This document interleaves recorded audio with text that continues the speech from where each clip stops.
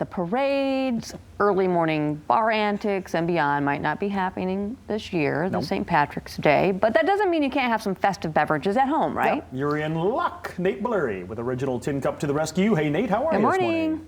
Good morning, guys. It's so great to see you, even if it's just on the screen. And yes, Celebration this year looks a little bit different, but we can still make up for that with some cocktails at home.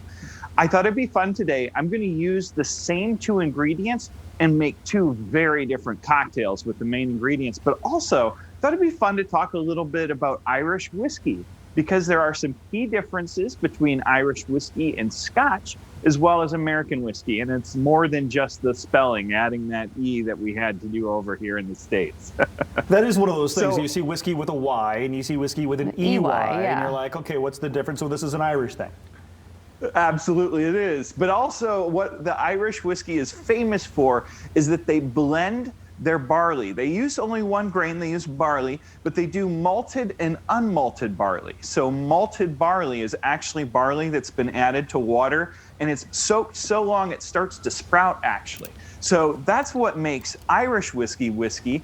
Scotch only uses malted barley from Scotland, and obviously it has to come from Scotland. Here in the States, though, we like to use corn, we like to use rye, we will use some barley, but we use a lot of wheat as well in our whiskey. So it's really the grains that make the big difference, and then, yeah, they spell it a little different too. But I thought, let's make, like I said, 2 fun cocktails. And the first one, I'm already so excited for spring, and Kentucky Derby is not too far away. And so I thought, how fun would it be to do an Irish honey take on a mint julep? So to do this, I'm going to start with a sugar cube, and you want just a splash of water in the bottom of the glass here.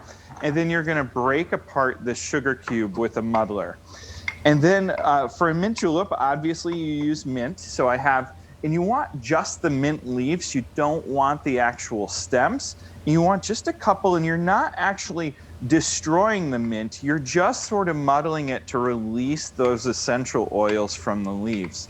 So once I've got my mint sort of muddled and my sugar cube broken up here, you're gonna add your crushed ice to the glass, and we're gonna use the Irish whiskey. I'm just gonna use some Jameson. I'm gonna do 2 ounces of Jameson. And then I found this really cool Irish liqueur. It's Celtic honey, and I picked it up at D. Schuler's earlier in the week. And I just thought it was a really cool take. I'm only gonna do about 1 ounce of this, and then I'm gonna give this a really good stir. And once you've got that all set, obviously I need my little mint sprig garnish here and my little straw, and you are all set. This is a fun little take on Irish mint julep with a little honey in there. Love it. Sweet and minty. All right. Absolutely. Yes, it'll taste really refreshing. And like I said, I'm just too excited. Spring is right around the corner.